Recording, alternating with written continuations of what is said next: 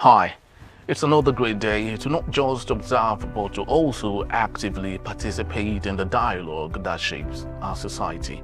This is the Middlemen of Jurors on Enterprise Television, where perspectives are meet and the truth comes to light. Our esteemed jurors are here to present their cases, challenge the status quo, and ignite conversations that matter. Juror Olajumoke James would be condemning the society's focus on lavish celebrations and projects instead of the provision of basic amenities for the poor. Our juror from the Rabbi is here to decry the defection of the Delta State Governor, his deputy, and the local government chairman from the People's Democratic Party to the All Progressive Congress APC. Juror Emeka will be evaluating the incumbent administration in the past 2 years. And I, Juror Henry, criticizes the government's deradicalization program for bandits while abandoning the victims of this evil. Please stay tuned as we prepare to ignite the conversation that moves us forward.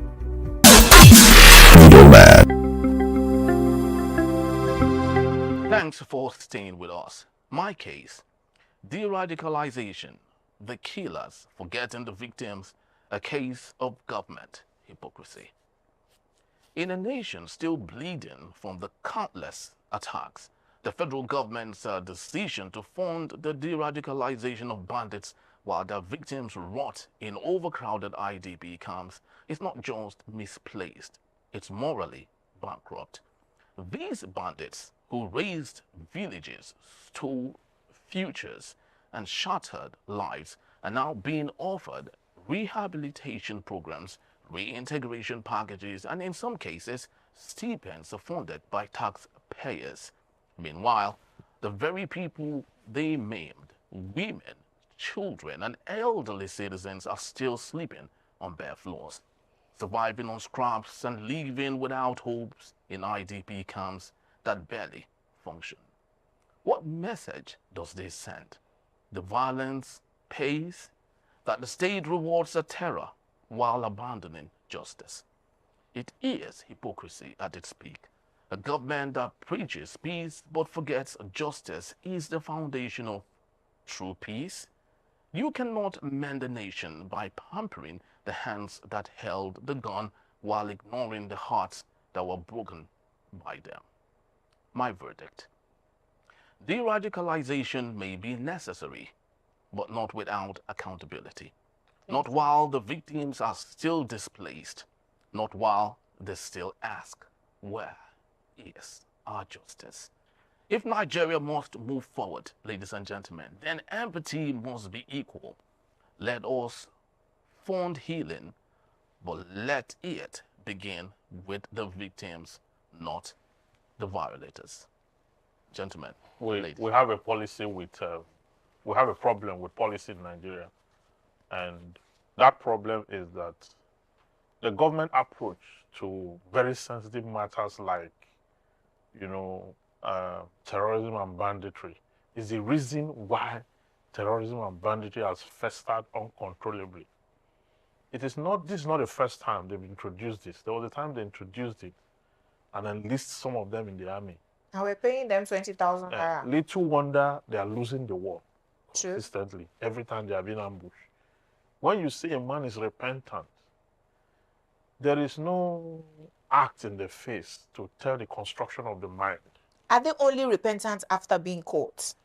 Yes. So I mean, the ones that are caught that are now converted automatically by their own. So somebody who is avoiding justice. Yes, you now say he has repented. He has repented, and he's now rehabilitated automatically. You give them clothes, give them housing, even pay them. Yeah, you are paying them at the expense of those whom they have killed, those whom they have raped, displaced, those whom they have displaced, and you are not even catering for those they have displaced. So it's an irony. Very true. We talked about it last. It's an irony. When you displace people, then you are feeding the same people who cost. Over the weekend, I saw a video of the insurgents, how they were killing people and throwing them into a pit. They were slaughtering them. They slaughter them in their, it was just, you know. You saw the video of somebody in Gombe who drove into an Easter procession and killed a few people. Now that person, right, if caught, will now say, I'm repented. You now rehabilitate them, house them, give them money. Meanwhile, the dead have been buried unjustly. So it means that the government is not fighting. It's not fighting insurgency. They are not fighting. In fact, even the name banditry, it came between 2014 and and the present administration, because most of the people caught in terrorism were Fulanis, right? So they say, oh no, they are not terrorists. They are looking for their food. These are some of them who have gone rogue. I remember El Rufai saying that they're doing their business. They've just gone rogue. Hence, they stopped the media from calling them terrorists, but bandits. But no. what they are terrorists. No, I disagree that they stopped the media. The media colluded in that distortion of narrative, and it's a consistent thing, because Nigerians don't ask questions, because Nigerians don't hold the media to account, because Nigerians don't call the media, they don't call out media indiscretions, and so we allow things. We allow things to just go like that.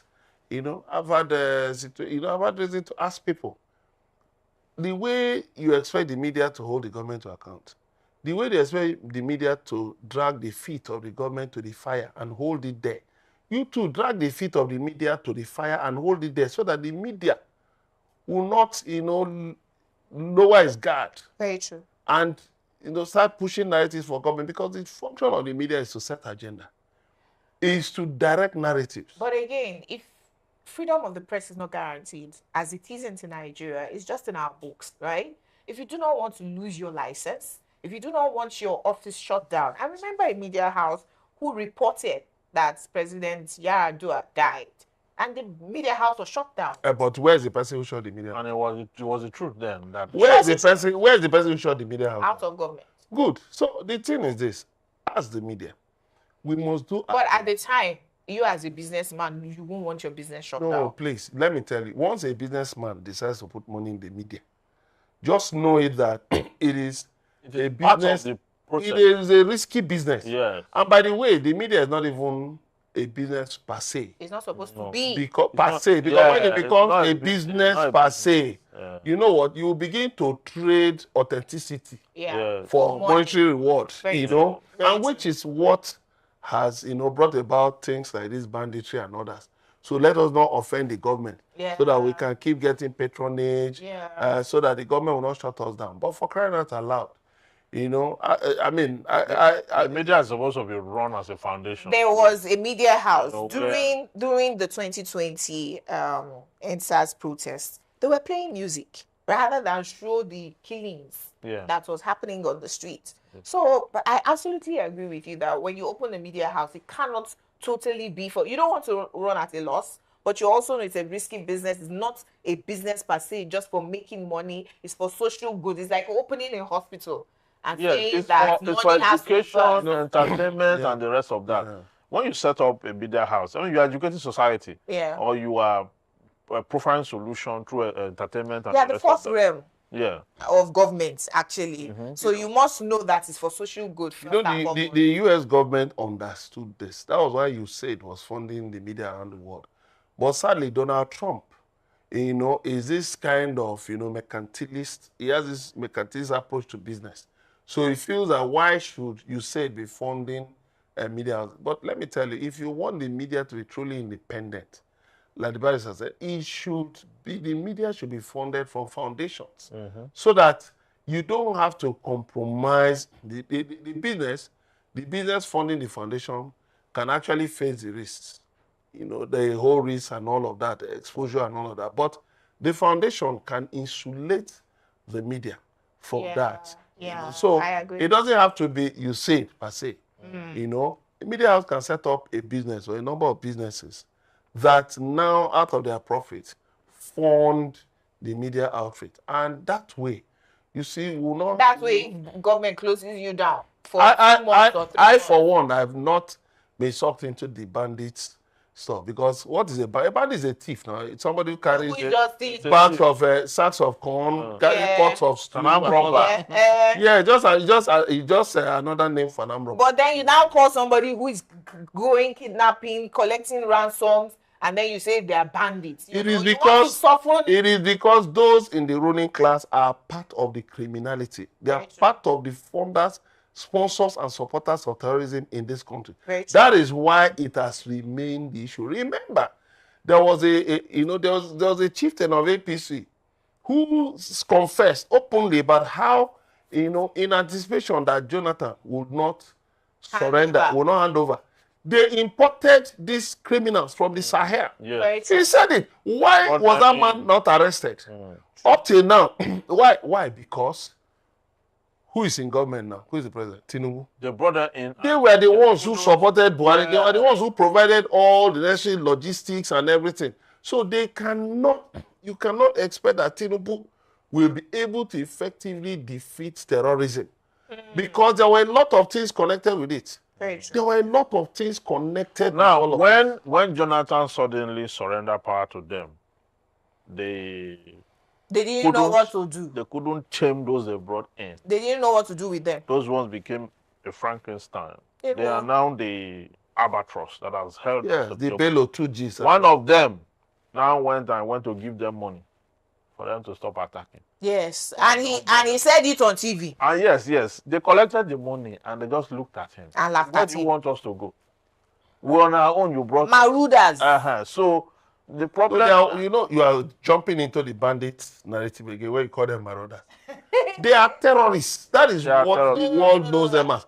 The issue is this: the Sahel. Yeah. The Sahel is majorly desert. It's an ungoverned territory comprising a number of nations: Nigeria, part of Nigeria, Niger, Cameroon, not Cameroon. Chad. Chad, a bit of Chad. Niger. This way, Niger, Mali. And then some parts I think of Burkina Faso and all of that. So, what do you find? There are a lot of criminals because remember there was insurgency in Algeria. There was war of for independence in Western Sahara that against Morocco that took many years. Then here and there have been wars in Burkina Faso, South African Republic. There was Somalia. There are a lot of freelance terrorists. All the residue of that is poured into the Sahel. Even Russians. They're also Russians. They're also Ukrainians. They're also Westerners. You remember people from Western nations. Remember that the head of Boko Haram was killed by the head of ISWAP. Yeah, because they disagreed over certain procedures. But the thing is that now Boko Haram and ISWAP are working together. Kidnapping people. Yes, in Plateau, actively in Benue. Wow. Actively in Kogi. So you see, the thing is just that there was terrorism in Kwara. That's the Mahmuda group. Yeah. You see, the thing is this: all of these groups is like a pyramid. One just bunch of criminals. Then they now cascade into franchises. Yeah. Okay, you go this way. Remember, the Senate in 2022 held in plenary.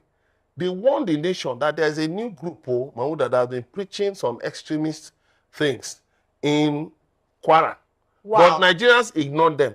Now, these guys, of course, they need money now for their activities. So they have... to kidnapping. Yeah, they resorted to kidnapping and all that. So, you see, the issue is this. To deal with this kidnapping, to deal with this terrorism, that is why some of us are saying that the international community should be involved.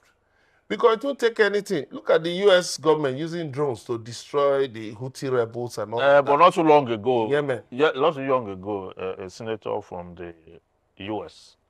said that they were using funds from the U.S. ID to fund terrorism. Well, it's a statement. Yeah. It's a statement of fact. Okay. So how would the West, how would they do that at the same time? You get them involved to eradicate it. Very true. So, no, but you know what? Look at the Taliban. You see, the world is a complex system. There is a lot that Donald Trump is showing us in front. But the same Donald Trump is now showing willingness to negotiate with the Taliban. If you remember under Obama, the Obama administration negotiated with the Taliban through the back door. So they always have these back channels. That is why they maintain good relations with countries like Turkey. Some of these countries, Turkey, Jordan, that when it comes to some of these things, negotiating and all of that with all these kinds of groups, they go through the back door. Israel is bombing Hamas. But Israel allowed Hamas to collect illegal taxes, to do a lot of things. So that is the kind of delicate balance that, you know, that international geopolitics presents. But the thing is that of Nigeria is that we are pretending that we cannot deal with the problem. And it's not true. As if the armed forces cannot, the armed forces can actually deal with the problem. But the problem is that there are other motives. One, land grabbing. Some of them need the problem too. How can you say that you are deradicalizing criminals, terrorists? You know, places where that, okay, like in Colombia, in Sri Lanka, where it was introduced, but it was a carrot and stick approach. They were killing some of them. Look at in El Salvador. The president built a solid prison. And just taking gangs, he's locking them in cages.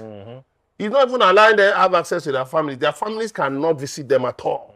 You see, when you want to deal with a problem, you don't treat it, you deal with it decisively. If you are involved. You arrest people today, the next day you are deradicalizing them. You are sending them back to the society.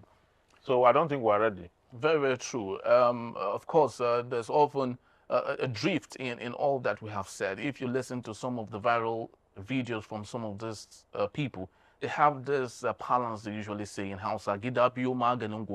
What that means literally in Hausa is there are options. You can explore two options in life. And they've often asked, why would the Nigerian government provide amnesty for South people, Niger Delta people, yes, who are of course, doing all that they're doing. The nation provides everything for them.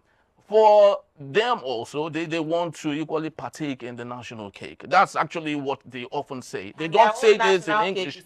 They say this in Hausa. And but they've done so much of this that they can now take a break. The federal government has created different... Katsina was paying them. El Rufai was paying them. Different governors have paid these people. And what more do they want? Emeka, and the truth is, lots of those people who are being de-radicalized are actually not insurgents. They find a way of bringing in people who do not have jobs, so they can be part of those that will be evicted. While the survivors. Well, it's actually... Just some days ago, somebody deserted from the army, ran away from the army, joined Boko Haram. He went and joined the deradicalization program, but he was exposed. All right. Next up, we have Juror Evans, who will be here to present a case titled Defending the Voice of Delta. When we return from this quick break.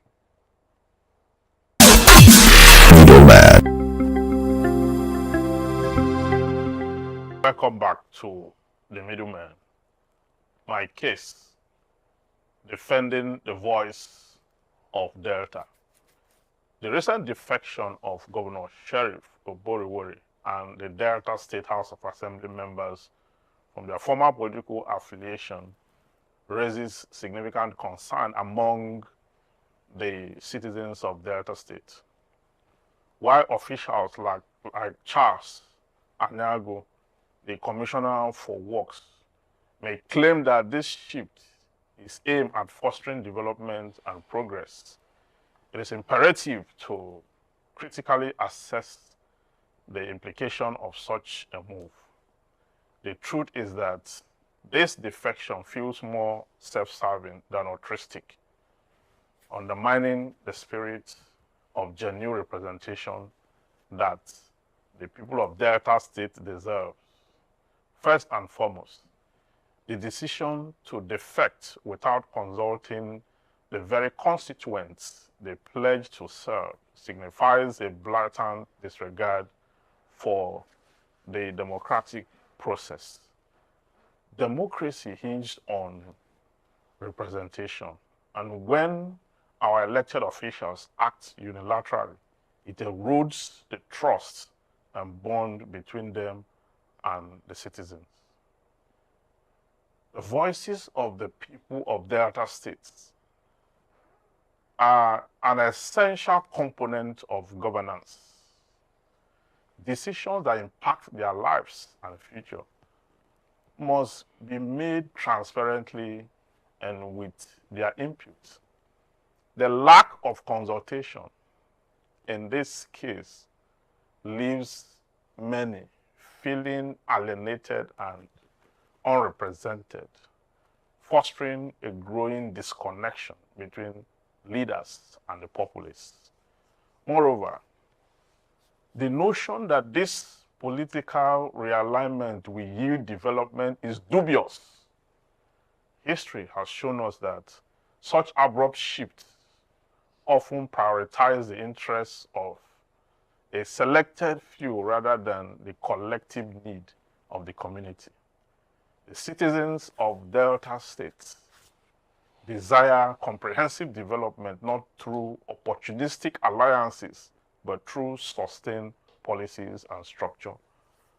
Programs that addresses the fundamental issue facing our communities, education, healthcare, infrastructure, or infrastructural development, and youth empowerment. Genuine development requires more than mere political maneuvering. It demands a commitment to listening to and acting on the concerns of the people. Additionally, it is essential to highlight that political allegiances should be founded on shared values and ideologies rather than expediency. The current defection raises questions about the integrity and principle guiding our electoral officials. When leaders switch party lines, motivated by personal ambition or the allure of political power, they risk alienating the electorate. The people of Delta State deserves leaders who stand firm in their belief, advocate for the interests of their constituents, and prioritize public welfare over personal gains. We need representatives who are accountable to the people, not those who shift their loyalties in search for a more advantageous position. The Delta State populace consists of vibrant, educated, and engaged individuals who want to see their leaders working collaboratively to address pressing societal issues. It is precisely for this reason that the people of Delta State must proactively voice their concern and demand accountability from their leaders.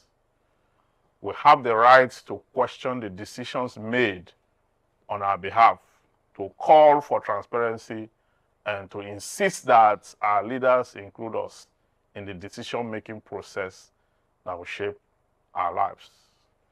My verdict: the defection of Governor Sheriff Oborowori and his fellow or assembly members or the assembly members must be questioned and scrutinized. They claim that this political shift is for the sake of development rings hollow when the voices of the very people they represent are disregarded. As citizens of Delta State, we must remain vigilant, advocating for genuine representation, inclusivity, and leadership that prioritize the interests of the community over personal ambition. It is high time for our leaders to recognize that development is not merely political narrative, but a collective journey built on the participation and consent of the people. Let us stand together and demand the representation that we deserve. I shall go to Rabbi again. Well, it's interesting. It's interesting that all the foot soldiers, like Oviomo Agege and the rest of them who have been carrying APC's matter on their heads, have now been effectively consigned to the dustbin. Oviomo Agege had until now seen himself as the leader of APC in Delta State, even though he was being challenged by Festus Keyamo, Minister of Aviation. But now Keyamo has declared allegiance for Borewari. Now, if PDP were a functioning party, you see, the Supreme Court in the matter of the members of 27 members of the Rivers State House of Assembly defected, you said that the defection must be reflected in the membership register of the political parties, so of the party where they have moved to. So now PDP has the ample opportunity to recall all those to get their seats declared vacant. Yes. But the sad thing is that Damagun, Umar Damagun, who is the chairman of PDP, is actually the main agent destabilizing the PDP because he's a wicked acolyte. And the loyal members of the PDP must, at this time, fight back. We must say no to this kind of brigandage because this is plain brigandage. This is criminality. You see, people should not be allowed to get away with these things. Because what it shows is that we are electing people who lack moral character, who lack moral fiber. And it has to be condemned. I see some journalists writing, after this, it will be the governor. They are now doing it as if they are doing... Well, it's interesting. It's interesting that all the foot soldiers, like Oviomo Agege and the rest of them who have been carrying APC's matter on their heads, have now been effectively consigned to the dustbin. Oviomo Agege had until now seen himself as the leader of APC in Delta State, even though he was being challenged by Festus Keyamo, Minister of Aviation. But now Keyamo has declared allegiance for Borewari. Now, if PDP were a functioning party, you see, the Supreme Court in the matter of the members of 27 members of the Rivers State House of Assembly defected, you said that the defection must be reflected in the membership register of the political parties, so of the party where they have moved to. So now PDP has the ample opportunity to recall all those to get their seats declared vacant. Yes. But the sad thing is that Damagun, Umar Damagun, who is the chairman of PDP, is actually the main agent destabilizing the PDP because he's a wicked acolyte. And the loyal members of the PDP must, at this time, fight back. We must say no to this kind of brigandage because this is plain brigandage. This is criminality. You see, people should not be allowed to get away with these things. Because what it shows is that we are electing people who lack moral character, who lack moral fiber. And it has to be condemned. I see some journalists writing, after this, it will be the governor. They are now doing it as if they are doing pools betting. It's shameful. Journalists who should condemn such things are the ones now trumpeting. It's shameful. I'm a journalist and I don't care which political party the governor belongs to. Are they providing good governance? Are the people better for it? Because the political parties, if not all of them that we have in Nigeria, they're all political platforms where I just come because I think that I have interest. I mean, look at the Labour Party's Val Uzibo, who went to APC thinking that they were going to give him the flagship for governorship elections for Anambra State. And he went to show Tinubu's daughter that now in APC. What happened to him? He lost the primaries. Who really cares about which political? The party that Tinubu is in was the party that Buhari was in. What has the APC done for any Nigerian in 10 years, aside from the political stalwarts, their godsons, and their allies? That of that is even more painful because former Governor Kowa, who led the state before the current governor, you know, had spent over ₦1 trillion, Jesus, which he embezzled, and is now before the EFCC. Whether it's allegedly, people say allegedly. I know that. You don't allegedly or facts. Yeah, because now he has been looking for an escape route since. How to pull out from criminal liability or prosecution and have met with the APC and have been promised soft landing. You know, So former governor he has now Johnson used his influence. Come to APC. Yes, that is the man. Yeah, but Yaya Bello Now- in APC. now- has he been giving? Now he has used his influence to convince the cabinet member and the executive, including the governor, and so that they can pull out from the PDP and face. It's not altruistic. So that What they are APC telling will us- pardon him, right? Yes, what Charles Anyango is telling us that is for development is false. Which developments? It's That's a the lie, question- because- that's the question I'm asking. Yeah, because moving from PDP to APC does not add to the revenue of Delta State. At all. It would rather even take away from them because they have to start their allegiance to the party. They have to contribute to the party Some money. power. Yeah. Just like Okowa Contributed to the PDP's contributed campaign. to the White Elephant project. Project by that Atiku. even when after their Sabbath declaration, they all agreed, okay, that power should come to the South. He went to go and He was the join. host governor. He was the host governor. Imagine. Then he left that place and went to join Atiku on that bandwagon. Traitor Took Delta State money and went to blow it up. to campaign. Yes, now he found himself in the EFCC net. He's now looking for a way, A soft landing. a soft land, a way to pull out so that he can escape criminal liability. You saw the way he was smiling when Juror Evans, defection. you are a Deltan. So- What can the people do? What the people can do is what we're saying now, that the people should be vigilant. The people should come out for a protest. Okay.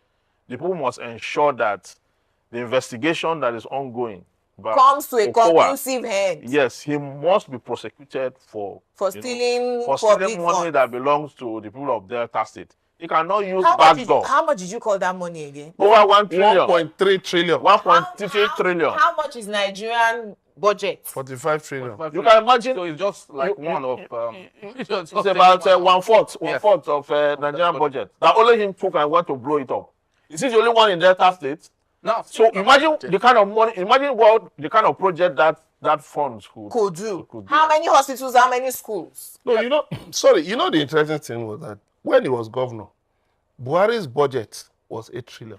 If you remember, it was 8 trillion. The then chairman of the Federal Inland Revenue Service, Fowler, Batunde Fowler, at a time promised Buhari that he could raise a substantial part of the money from taxes. So what it means is that all the work, That Fowler has done. that he did at that time, One person has stolen it.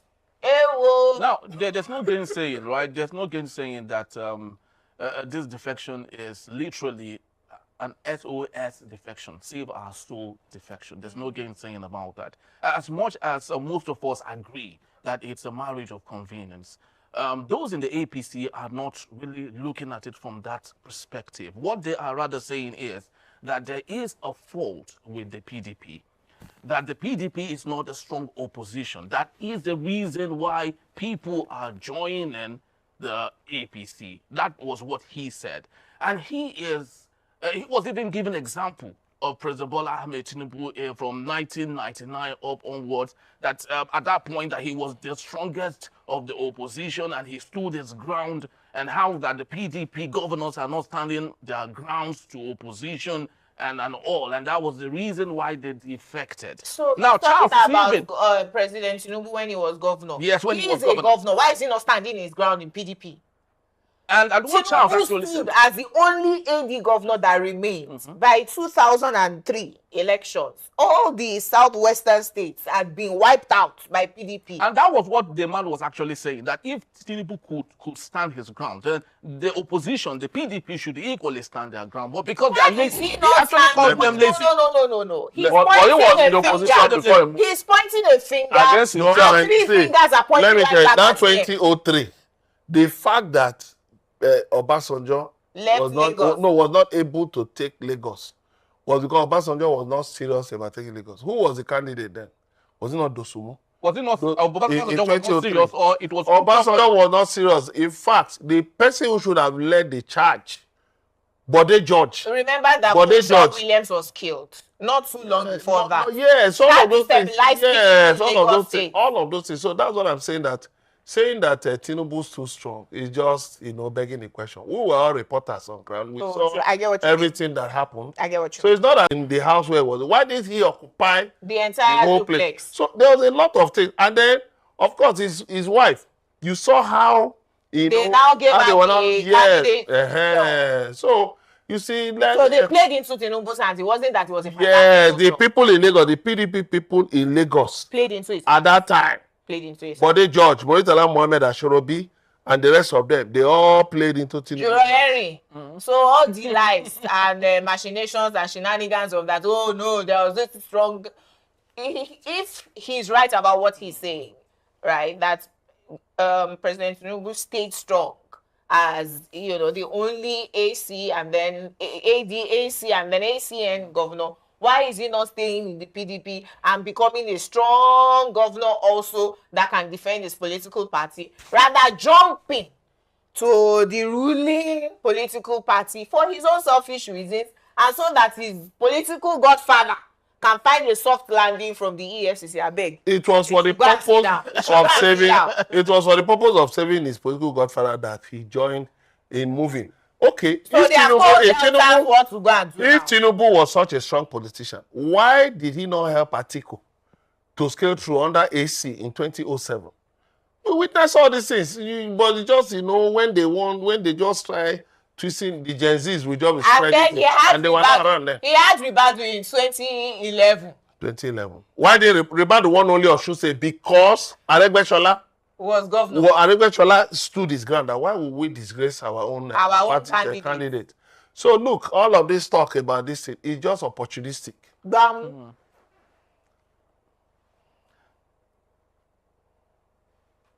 We'll go on a short break, and the conversation will continue when we return. Juror Emeka will present his case titled Tinubu's Midterm Scorecard. Don't go anywhere. Middlemen.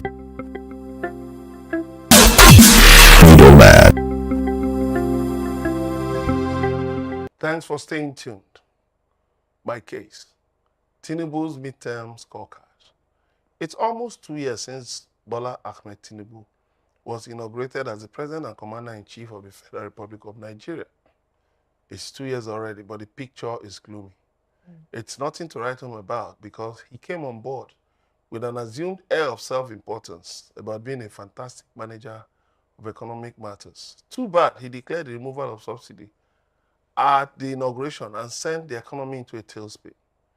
In an incredulous touch of overconfidence, Tinubu put the Naira on a float. 2 years later, the Naira is gasping for breath. Even though the dollar is weak due to United States President Donald Trump's tariff wars, the battered currency has been unable to rise significantly. Oil prices are down to the 60s, but petrol is still pricey. Let me not talk about the non-existent power supply, talk about insecurity, killings, spiraling cost of living and all that. Nigerians are finding it hard breathing these days. It's become just what Tinubu once promised, that if elected, he will slow down the economy, reduce purchasing power, and raise taxes. He has actually buried the economy. Very sad. Even at the state and local governments, good governance is a mirage. Where do we go from here? My verdict. Nigerians had thought that after 8 years of the locust under Buhari, they would have a respite. But Tinubu came in and said he will continue with the atrophication of the polity. There is no principled governance as politicians are busy fighting over money and offices. They've put 2027 on the front burner, even though it's still 2 years away. Nigerians must join ranks and push back against these monsters. They don't mean well for us. So we normally would just go from one election cycle to the next without expecting good governance in between. I mean, I remember how from 1999 to 2003, 2007, it's just from one election cycle to the other. The APC came in 2014 and we're shouting, oh, PDP has been in power for 12 years. What have we gained? Okay, now they're in power for 10 years. We're waiting for President Tinubu to complete his one term. And then we can also say to them, you've been in power for 12 years. Nigerians have gone poorer. They met rice at 8,000, took it to 100,000.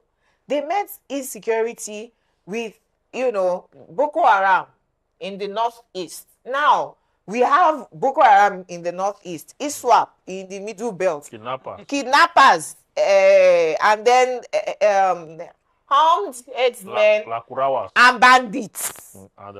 Everywhere, all over the country.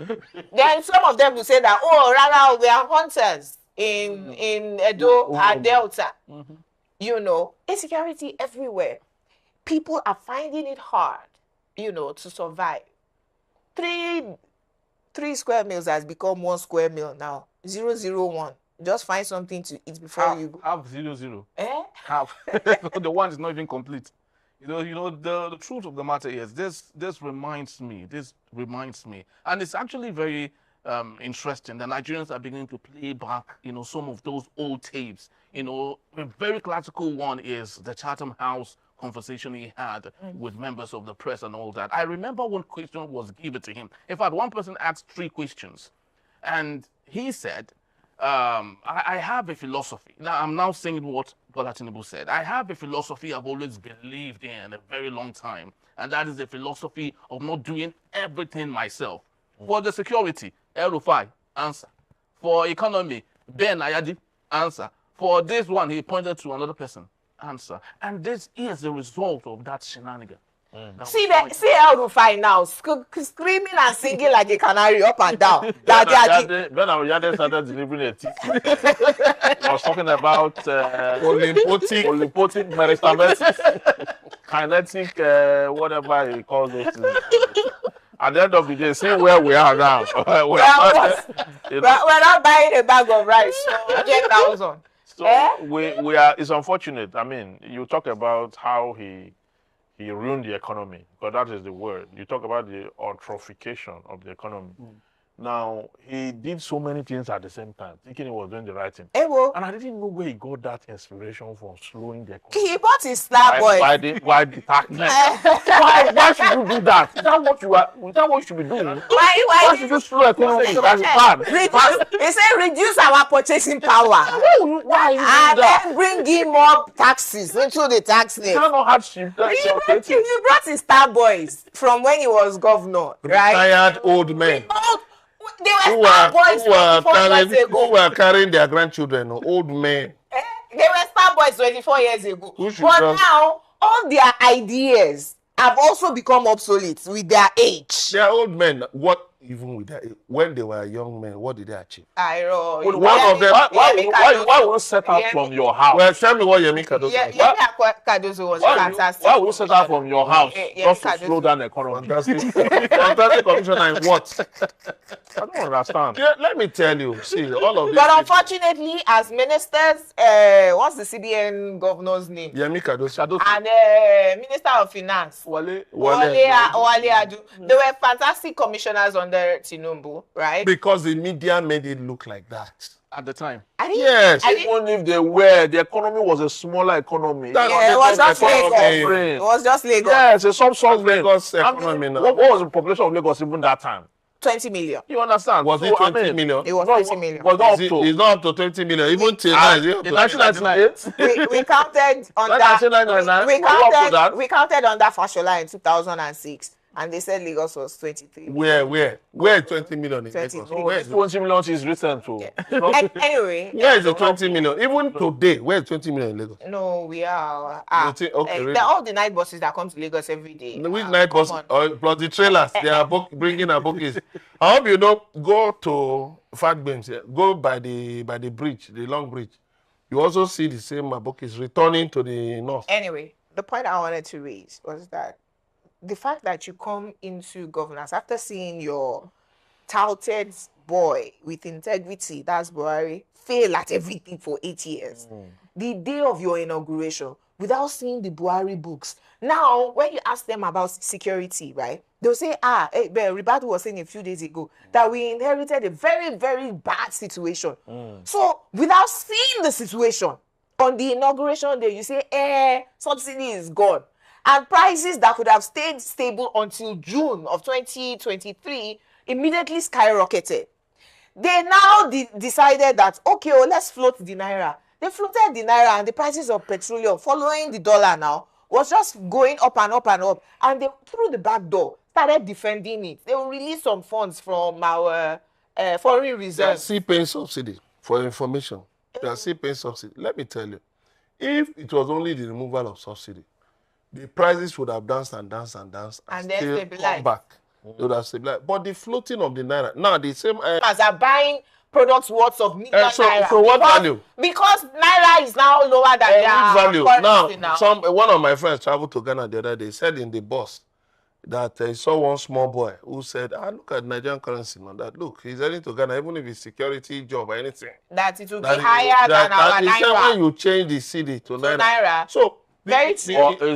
To be honest, it is going there to suffer. They will. But the Ghanaian economy is nothing to write about. Yes. It's just looking at the currency. It's not looking at the economy that will suck up that money. It's going to end. That is the problem. That money will finish in his very eyes. So but did you see those of us that are jackpotting to the UK and America too, that we are only looking at the foreign exchange. We are not looking at the economy. Those places, they are those of us go and do security. They are better structured though. They are better structured. You will actually earn more there. You spend almost everything. It's the same thing now. But did you see the video? The recompense is that the condition of living. Yes, the standard of living is good. You will get good health care, you get good education. But to say that you are going there to overnight, honestly, and then save billions. But did you see the video of the lady who was talking about Burkina Faso? That they have constant light, they have this and they have that. Because Ibrahim Traore is doing magic in Burkina Faso. So what we have to look at is that Tinubu in 2 years has done havoc. Aside from living in France and coming on holiday to Nigeria once in a while. Because if he said, living or working in France. He said he was going for a walking visit. Have been walking. No. Sir, please. Are you saying our president is lying? Let's be factual. Are you saying our president? He said he was walking. Macron was not. How was he walking? Macron was not in France. No, remote work now is the thing. So he was walking from France. Yes. I don't know where he finds his inspiration from. I don't know. And unfortunately, those who should be there to help check all of these things are busy screaming and shouting on your mandate, which has and it's even worsening. The man is a very generous man. If you are close to that mandate is very profitable. So if one goes close to him, you equally shout. There are people that say the man is hard to meet. But when you meet him one-on-one, you will get on the mandate. You sing on your mandate. So don't blame those who are. So what's the solution for Nigerians? Because we are not banking on INEC in 2027. No, the solution now, first of all, let us call Tinubu out. He should sit up. Sit up from what now? Sit up from slowing down the economy. Baba is not on social media. It doesn't. He said he doesn't want to on social media. He doesn't even know what we're talking about. He can't go there because he wanted to settle you. No, I'm not been singing on his mandate. No, he was just a Milocon. Have you seen that our Locon now, when insurgency is entering Kwara State, Yoruba land? I was saying, maybe the Northerners, Arewa Consultative Forum, they have claimed Kwara, Abi. So insurgency reaching Kwara, it's still our Locon up north. Until it comes down to Ondo and Ekiti. But insurgency got to Ondo now. Is that not where they killed 25 worshippers in Francis Church? Did you not see the Owo massacre? That one was specifically an attack on the governor. Yeah. Former governor. Anyway, it's Nigerians that will take Nigeria back. That's my final word on this. Yes. We'll go on a quick break, and when we return, Juror Olajumoke Alaude James will be presenting a case titled "Who Cares for Poor Nigerians?" Do stay tuned.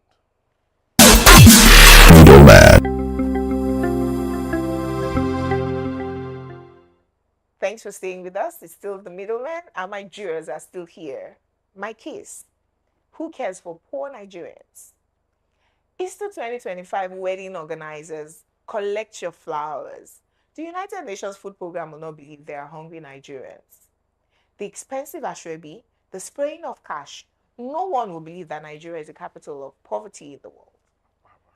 That's why the supporters of this government will hail Hasoro going off the grid with a 10 billion naira solar system, while the rest of us on expensive Bade have been without electricity for 3 days because of a thunderstorm. Who really cares about Nigeria? I've noticed that Nigerians only complain when things affect them. Killings of Christians in Plateau, Gombe, and Benue states. The dead are ruled out like mere statistics. But if an elite community is without power for 2 weeks, we carry placards and protests. Niger state government in fighting terrorism has said those of us with dreadlocks should be arrested and our hair caught. No be juju be that. Wetin you wan use my dada do? The governor, Umar Bago, has now made a flip-flop on that policy after public outcry. What was he thinking before? As a middleman, I realized that we can stay in our bubbles, in posh neighborhoods in Lagos, Abuja, Port Harcourt, and the capitals of our states, and think every Nigerian is just struggling like us. It's not that bad if people aren't eating from the beans, we say. But if we have progressive and creative leadership with our population and resources underbelly each state, no Nigerian should be living without civilization. It's healthy to have our own farms that feed us and walk miles to our destinations. But no Nigerian should be without education or healthcare. No Nigerian should be insecure, regardless of which part of the country they live in. We're too rich for that. So I ask again, who cares about Nigeria's over 100 million poor people? My verdict: if you just provide good roads and rail networks for us to transport our goods, if the government would ensure that 24 hours electricity is provided, Nigerians will create their own jobs and opportunities. Caring about the poor is not only about giving them handouts like rice, agbado, or 10,000 naira during elections. It's about creating an enabling environment for all citizens to healthy living. Nigerians, we must take Nigeria back today. It's not about giving them Yeah. Is it cassava? Is it agbado? Is it cassava? He said to find security, we should recruit 50 million Nigerians.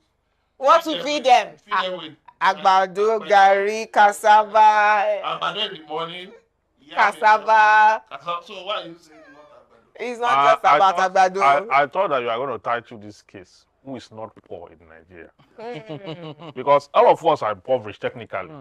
Nigeria is the only But when you look at us in Lagos and our own and bed every weekend, particularly over this Easter holidays, would you think that anybody is poor in Nigeria? Yeah, you wouldn't think so. But let me tell you, all those Ashwebi you see them wear, they saw it for a period of over 6-7 months. It does not necessarily translate to the fact that they really have money in their pockets and they are really living well. No, our sellers are living a... I'm telling you that. See, if I want to have an event now, 7 months away, I will tell you that this is what I want to do, and I give you whatever it is. And over that 7 months, you get it prepared and all that. Oh, that everybody is colorful. Does not really mean people are okay. There are those who are very rich, okay, within us. But if you look at the statistics and look at the population, the people that have become impoverished, that this government have dragged into that, because they want to slow down the economy, the people that the government have dragged into poverty are more than the people that this government have helped to. The middle class that used to have businesses around. They are now poor. One of the litmus tests for the Lagos economy is when you take a walk through Allen Avenue. Okay? In those days, they used to have plenty of shops. Yeah, startup everywhere. At Allen Avenue, I'm just using that as an example. Situation, yeah. Take a walk through Allen Avenue now. Everywhere is empty. True. Empty houses. Just that corner. These are a lot of businesses. That is the same thing that's happening all over the country. Yeah. So that is why a lot of people are taking into, 419, drugs, crypto, a lot of people forex, are doing wrong things, online business, just to keep up with body and soul. The middle class who are not ready to go into those very dubious are taking a walk away from the country. Okay. They have jackpot. Yes, and they've gone to places where they are not living averagely. They don't mind. You understand? They used to be big boys here, but they don't mind. They sold everything and left. So those of us who are still here, we are only here by the grace of God. Not like we are, I have a question for Nigerians. When they ask the richest woman in Nigeria how she became rich, it's this grace of God she always points out to. There's no strategy, no structure to creating wealth. You don't need structure to become richest in Nigeria. What you need is the grace of God. Is to have the grace of God and have connection, have connection to the source of where they are stealing money from. Once you are connected to that source where they are stealing from, that is it. It's a commonwealth, okay? It's a commonwealth that people declare. In the hands of a few. That's what people declare as their money. You know, it's actually very, very strange. An unjust society. You know, someone called it, we have this strange hyperbolic cultural status symbol where we pretend what we are not, like the Ashwebi thing. You know, you see Nigerians when they go to parties, you see them celebrate so highly. Most of these people are coming from what we call yards, where you see 200 people in one place. Yeah, right? Compound. Yes, compound. But when you see the same people at parties, you'll be asking yourself, I hope. And they tell you where they're coming from, you would never believe. So this status symbol we give ourselves, you know, give the outside world the impression that we are doing fine when we are not. Dirty December is a very classical case. Very true. So many Americans came to Nigeria during that time. No, but it was the Nigerians that were japa dying. That were dating December. No, some of them came with their friends. Those of us that were in here, we're very happy to receive them because all the dollar coming into the economy. Now, some of them, right, Americans that actually came with their Nigerian friends. Yeah. You know, some of them took out the time out of the dating December, you know, glee and glamour, and wanted to, you know, mix themselves with the environment. They were really, really shocked after they saw people, you know, carrying things in their head, you know, kids, you know, selling on down the street and all that. And what Juror Henry, my neighbor who was raised seeing people selling things on the streets. When he came for, he didn't come Dirty December. It was his senior brother who came. He came for a wedding in January, right? He said he went to Abule Egba, all the suburbs, that he was expecting the way that we are complaining about Nigeria, that he will see poor people. That what he saw was everybody enjoying themselves at their own level. So he will go to Abule Egba and there are small pubs on the streets, you know, at night, people drinking beer and pepper soup. So at your own level, if your salary is 100,000 or 50,000 and you live in Abule Egba, you will come and drink. Well, it was right too. Yes, now. That's true. Actually, everybody was happy at their level. Yes, now. Your case should have had a different title. You know the issue. Many of these countries, we call them developed countries. There's one thing I do if I go to a country, you know, I try to look for the behind the scenes. You know, many of these countries, they have all those behind the scenes. But you know what they try to do? They try to make sure that there's a kind of flow of, you know, social services, you know, using social services, you know, things like this, food banks and some of those things, to make sure that, you know, the people behind the scene. Activities, you know, like they say on the street. Yeah. When they find, I was asking her, there's this goat I used to see here. Where is that? I said, I sold it for 28,000. And this is my that I was like, I'm hungry. I am this and that. But somehow she's getting along. Yes, the power of adaptability of Nigerians, no matter what it is strange. It needs to be studied, though. Yes, so that's the survival instinct. That's why you survive. You are able to just adjust. You know, it was Charles Darwin that said that the strongest is not the strongest or the most powerful that will survive. It's the one who can adapt, you know, to situations and the one who can pull himself together to environment.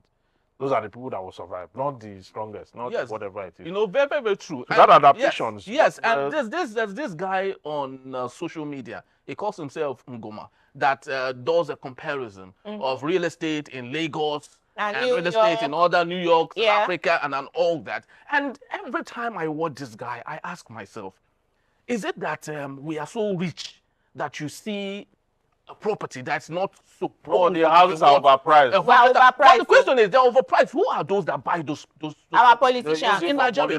Our politicians. Politicians. Take note. You have the oil and gas industry. You have the banking. You have banking. So there's 1% of our population that buy everything. Who are on the hierarchy. Yes. Oh, do you know what I discovered? You have the 1%. Yes. Those that hotels. Then at the lower level. You have their managers. At our lower level, you still have managers. You know, who manage those funds, you know, and true. They also make their own out of it. Yeah. Maybe through commissions. So they can comfortably go and buy a house of 1 billion naira in Banana Island. People are buying it too. I'm surprised. What are the business are they doing? That's the question. That's the question. Yes. You're talking of Banana Island. When you travel out of go to Abuja and see houses. Go to the east. Go to the east here and see what people are building. building. River State. When you see houses, you will know that Lagos. No, they say the boys in River State have money. Forget that one. No, that's what I'm telling you. So forget River State. Government find a way. What kind of government find? Like when I that you earn money. Every corner you find what they call those refineries. Those fire. No, the small ones. Yeah, the illegal ones. No, that there's so much oil money that the boys don't know what to do. They are even just buying hotels and building skyscrapers. Yeah. When I was in Bayelsa some months ago, went for a conference. The government now took us to the quarters for judges. Modular refinery was what I was trying to remember. They took us to the new quarters. There's a place they call New Yeragua. You know, Swali, New Yeragua. That is, it's so far from the city that it's like, you know, just like Atlantic. If you see the houses there. In agreement with you. No, I'm not even talking about judges. I'm talking boys, right? When we're doing African Movie Awards in Bayelsa, these boys, they are on islands where they come by speedboat. They say, you Lagos people, you want to come and do awards here. If you don't settle us, they are in the creeks, right? But if you see the kind of buildings that they are building there, again, oil money, modular refineries, what were they calling themselves? The Bakassi boys that these northerners are now claiming that maybe you settled the Niger Delta boys. Come and say, they have settled themselves so well that you will not wonder true as a foreigner looking at Nigeria from the outside. Where are the poor people that they claim they are actually poor? Where are these poor people? There was something under Buhari. Somebody traveled to Nigerian Republic and said that if you see the finest houses now, they are owned by Nigerians. Buhari's cousins. People who became rich on that one. Oh. You see, all of these islands of wealth, a clever government will just sit down and find a way. The legitimate. Can agree with find you. A way. Is it not Nigerians that bought all of Atlantic? No more land there. No more land. Nigerians are buying it. You are talking. Go to. There's money, just that you have not seen it. There's money. Serious money. There is no land. Asaba is the highest growing city in Nigeria as we speak now. There's no free land. There is a Buzo. The way essays are coming up and are being bought in the Buzo. You can buy a plot of land in Asaba, 1 billion. It's there. Yes. Jurors. I think I want to change my title. Who is the poor? Where are the poor? Who is the poor? No, you have to do a series. You have to take it for that. Many years ago, he went out in search of the common man. So, and I've said something about this common man thing, that the common man should also try and help himself. Every time we're fixated with the common man. Who's the common man? Where does he live? Now, okay, there was something I put on Facebook about a friend whose wife is, stuck in the hospital.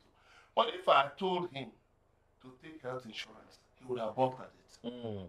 And that's the solution. And that would have helped him.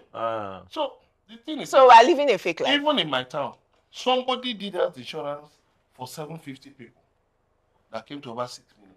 Do you know there were some people who were saying, give us our money? They said, give us the money to go and eat. That we don't need health insurance. God has covered us. So the issue is this: you need to deal. It's not about money in the pocket. It's about the attitude of Nigeria, because there's a lot of possibilities, resources, opportunities. Yes, for the mindset. If the mindset is not right, very true. You can pump all the money you like. It's not like all this empowerment is just a waste of money. Empower the people's thinking. So once on this table, you said to us that poverty is actually is it a machination, or you call it an industry? That there are really no poor people. People adapt, and then for the sake of their own will and whatever it is that they're doing, government will continue to talk about poverty, poverty, poverty, but we truly do not find the poor people when we're looking for them. If government should, for instance, pump money into, say, okay, people take loans for agriculture. Now, in the Southwest now, the people who do all of this, farming and others are Benue people and Hausa people. They are very good at cultivating. But the same people will come out and you say they are poor. But if you check what they have, because they have an association called Arewa Traders Association, which supports them with soft loans and all of these things. So if government can drill down to all those cooperative societies, all these associations, town unions, all these kindred associations and all that, you will find out that there is so much money that if government can find a way to make it go round. The problem with Nigeria is... Well, one thing you must understand is that poverty is a habit. It's a habit, thank you. There are people you cannot eviscerate from the banalities of poverty because it's habitual to them. Yes. No matter how much you give them, they have developed habits that will suck up that money at every point in time. So those ones are the really poor people, not the ones that are circumstantially poor. The circumstantially poor can come out from poverty with the right condition. Yes. But the habitual poor person cannot come out from anything. He's soaked, he's addicted to poverty. The scripture says that the rich man's wealth is a strong city. The destruction of the poor is their poverty. And what poverty does is that it changes your imagination. It changes everything about you. And before you know it, it has conditioned you to just remain poor. Anything anybody is saying is bouncing from your ears, going outside, because you have come to that resolution that this is your point. There's nothing you can do about it. Those people, what they need is not money. It's a mindset. What they need is orientation. Before you even hand over money to them. Otherwise, everything will... You will destroy everything. Okay. That concludes today's sitting of the Middlemen of Jurors. A special thank you to our jurors for their compelling cases, and to you, our juror at home. Thanks for staying with us. Keep the debate burning. Share your thoughts and verdicts with us on social media at Enterprise TV 7. Until our next session, stay informed, stay engaged, and let your voice be the verdict that shapes our future. From the Middlemen, we say bye for now. Thank you.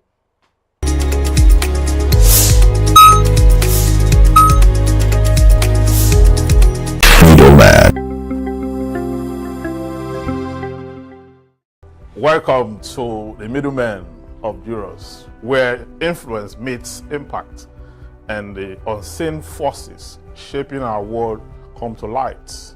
On this episode of the Middlemen, we would be unraveling and dissecting the complexities surrounding policies, economy, and justice.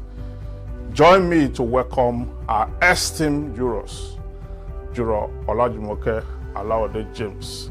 We take a deep dive into a jungle justice and the sanctimonious response of politicians in this retributive violence in a case titled Nigerian Politicians, Hypocritic Oaths. Juror Kingsley Bassey is here with his case titled Paris Visit. Tinubu, another Buhari, where he will be reviewing the president's frequent foreign visits and in turn comparing it to the last administrations. And I, Juror Evans Ufeli, will present a case titled Natasha Raises Dust in Kogi, where I will be condemning the ban of procession and assembly in Kogi State, where Senator Natasha Akpoti-Uduaghan flew over a governor's instruction banning procession.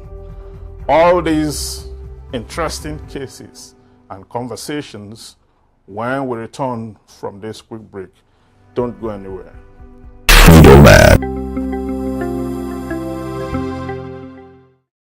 Thanks for staying with us. My case, Natasha Raises Dust in Kogi. A recent remark by the Kogi State Commissioner for Information, Kingsley Fanwo, last night regarding the potential arrest of Senator Natasha Akpoti-Uduaghan over her alleged violation of the Governor Usman Ododo's ban on procession raises serious questions about the balance between governance, public security, and constitutional rights in Nigeria. As the commissioner indicated, the decision to arrest individuals, especially a notable political figure such as a senator, lies within the purview of security agencies. However, this assertion must be framed within the broader context of constitutional rights and the importance of peaceful assembly. The Nigerian Constitution, specifically Section 39, enshrines the right to freedom of expression, which includes the right to peaceful assembly and express dissenting opinions. This right is not only fundamental, but also vital for the functioning of a healthy democracy. It allows individuals and groups to voice their concern, advocate for change, and hold leadership accountable. Therefore, any directive that seeks to stifle peaceful assembly raises potential human rights violations. While security agencies are tasked with law enforcement and maintaining public order, it is crucial to emphasize that their operation must be guided by the rule of law and respect for constitutional rights. An arbitrary arrest or indiscriminate enforcement of governmental directive can lead to a chilling effect on civil liberties, where individuals may feel discouraged from exercising their rights out of fear of reprisal. This could undermine the very essence of democratic governance. Moreover, the distinction between peaceful assembly and incitement must be clearly delineated. Peaceful protests and procession are integral form of expression in a democracy. Labeling such action as incitement without substantial evidence or due judicial process could represent a misuse of power and an attempt to delegitimize valid political dissent. In the light of these considerations, it is imperative for security agencies to act judiciously and transparently in their assessment. Any claims of violation must be substantiated by clear evidence rather than politics or perceived threats to authority. Furthermore, the public must be assured that the actions of law enforcement are not only legally justified, but also uphold the constitutional rights guaranteed to every Nigerian citizen. My verdict: it is essential for the Kogi State government to foster an environment where citizens feel safe to express their opinions and assemble peacefully.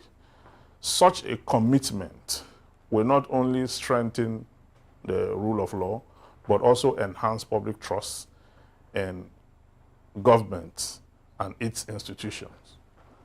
Only then can Nigeria claim to be a true democracy where dialogue and peaceful assembly are encouraged rather than suppressed. I shall go to Rabbi again.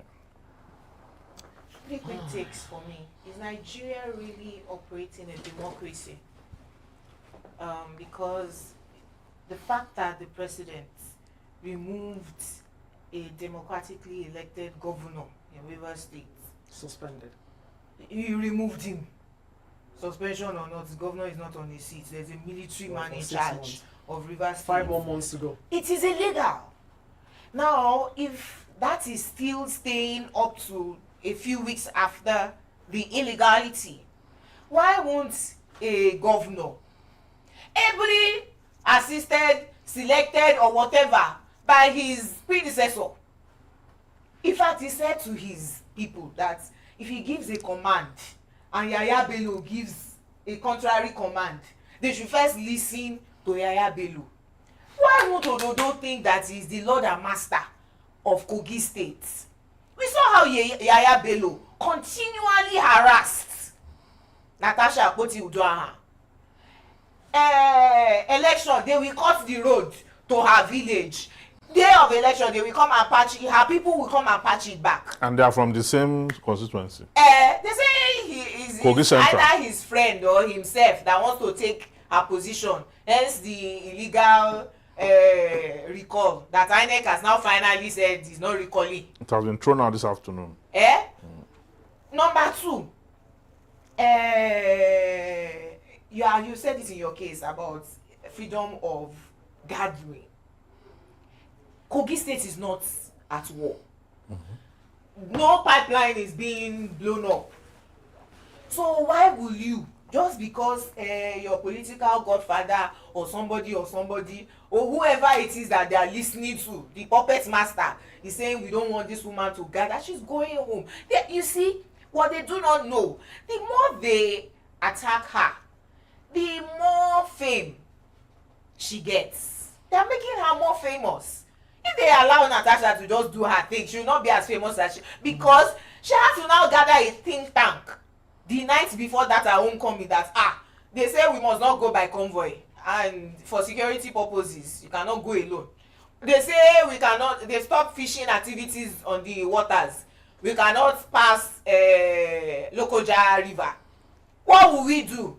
It is to fly above them. And is a good think tank, because the state does not have power over airspace. Yes, no.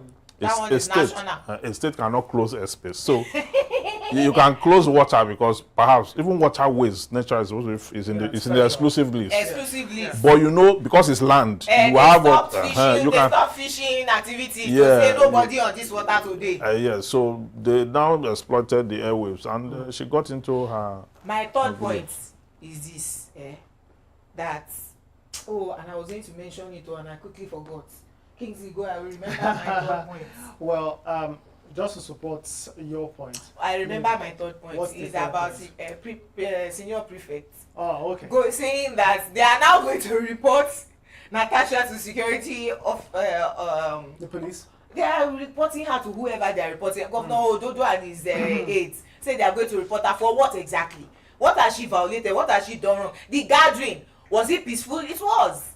Happy, lucky going people. 1 hour, the way she came, she raised dust again and was gone. What are they going to report her for? It's just that Nigerian democracy have broken down irretrievably. Otherwise, visiting your constituency is supposed to be the legal responsibility of a senator or a representative of the people. That's why. Wouldn't they say she's suspended? Yeah, that's why. No. Is it their business? She's suspended from plenary. She's suspended from. They cannot suspend her from hearing and all that. Yes. Once a senator is always a senator. Yes. Even after Senate has been dissolved. You are still called a senator. You are still a senator. Senator Bola Tinubu is called a senator today because he was senator. He was in the house under the in 1993. Under the military. Under the military. For how long? Yeah. So once a senator is always a senator. You understand? It's even a better deal than being a governor. Yes, which is why all our governors retire to the Senate. Yes. So, and the whole thing is that a governor's instruction is not law.